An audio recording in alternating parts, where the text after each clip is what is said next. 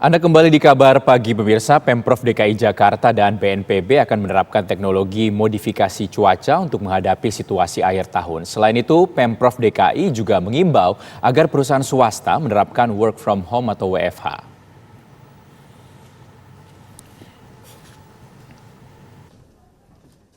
Pemerintah Provinsi DKI Jakarta menjalin kerjasama dengan Badan Nasional Penanggulangan Bencana (BNPB) untuk menyiapkan langkah menghadapi perkiraan cuaca ekstrim di ibu kota. Kerjasama ini didasari karena DKI Jakarta merupakan salah satu provinsi dengan potensi bencana yang cukup tinggi, seperti bencana banjir tahunan yang kerap melanda pada awal pergantian tahun. Untuk menghadapi curah hujan ekstrim di akhir dan awal tahun nanti, BNPB, Pemprov DKI Jakarta, BRIN, serta TNI Angkatan Udara akan menerapkan teknologi modifikasi cuaca. Nah, ini di akhir tahun 2022 merupakan persiapan curah hujan di awal Januari, Februari ini cukup tinggi. Tentu saja kita juga tidak menginginkan apabila nanti terjadi banjir begitu atau curah hujan tinggi. Khususnya pemerintah Provinsi DKI ini sudah bisa menanganinya dengan cepat bekerja sama dengan BNPB. Sementara untuk mengurangi kepadatan di ibu kota pada saat cuaca ekstrim, Pemprov DKI Jakarta akan meminta perusahaan swasta untuk menjalankan work from home. Ya, kalau WFH kan kita kemarin Pak Isnawaji sudah bagus tuh menyampaikan berita kondisi cuaca dari tanggal 23 sampai 27, nanti mungkin tanggal 30 sampai tanggal 2, itu parsial nanti kita himbau kalau tadi ada bencana puting beliung bisa melalui PPID menjelaskan, mengkondisikan masing-masing pihak karyawan swasta untuk bisa work from home, menghindari kemacetan, bencana, dan pemborosan lah kira-kira seperti itu. Selain itu, kepada masyarakat yang menjalani liburan dan wisata akhir tahun, Kepala BNPB mengimbau untuk tetap waspada karena perkiraan hujan deras hingga badai menjelang akhir tahun nanti. Dari Jakarta, Bimo Asdani, Muhammad Ishak, TV One mengabarkan. Pemirsa, sudah beberapa waktu ini cuaca buruk menerpa tanah air dan membuat sejumlah wilayah harus waspada terhadap cuaca ekstrim yang bisa berdampak kehidupan kita sehari-hari. Mulai dari terjangan angin berkekuatan kencang hingga hujan deras yang bisa membuat banjir permukiman hingga areal persawahan dan juga perkebunan.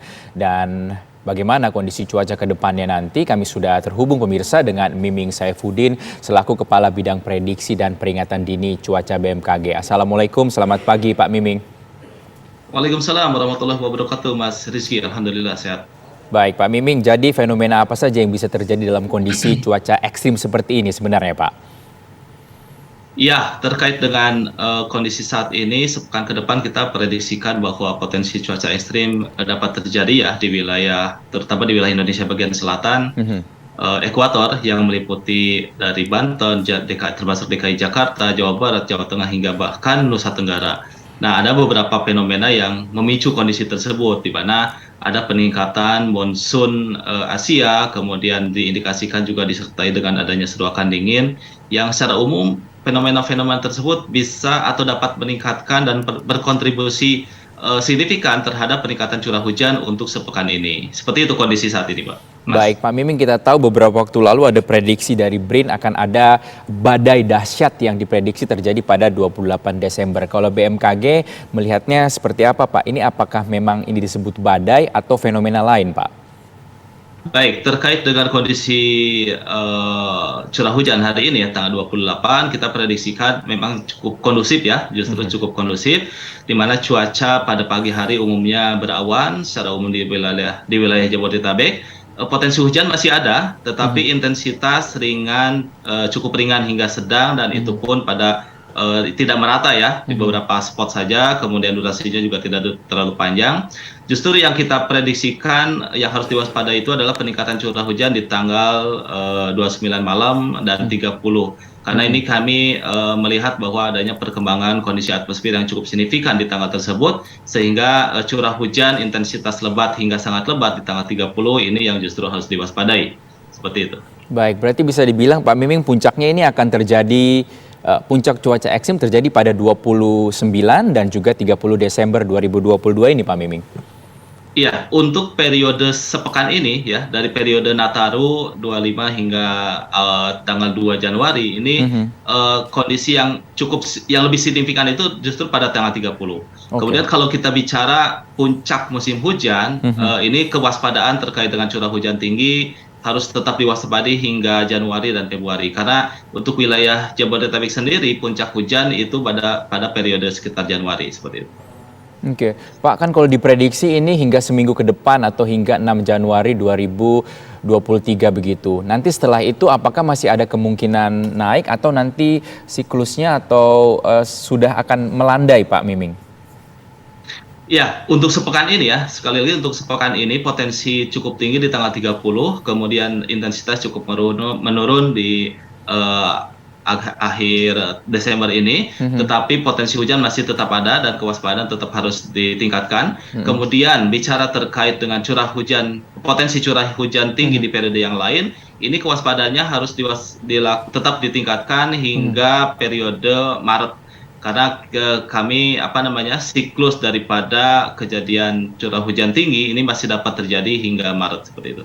Baik Pak Miming, kami ingin imbauan dari BMKG seperti apa dalam kondisi cuaca ekstrim ini untuk masyarakat yang beraktivitas di darat, di laut dan juga di udara.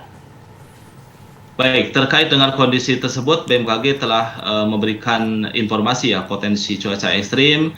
Nah ini tentunya masyarakat diminta waspada terhadap kondisi tersebut, kemudian tapi tidak perlu panik gitu kan, karena ketika akan beraktivitas di luar silakan beraktivitas, tetapi kewaspadaan dan tidak panik ini yang paling penting. Ketika mengetahui adanya potensi hujan atau curah hujan ekstrim di suatu lokasi, maka ini harus dihindari, tetapi sekali lagi tidak perlu panik karena ini sesuatu yang ya tidak perlu panik gitu ya, tetapi untuk kewaspadaan tetap harus ditingkatkan seperti itu. Baik, terima kasih Pak Miming Saifuddin, Kepala Bidang Prediksi dan Peringatan Dini Cuaca Badan Meteorologi dan Klimatologi dan juga Geofisika. Terima kasih Pak atas waktunya untuk pemirsa TV One. Baik.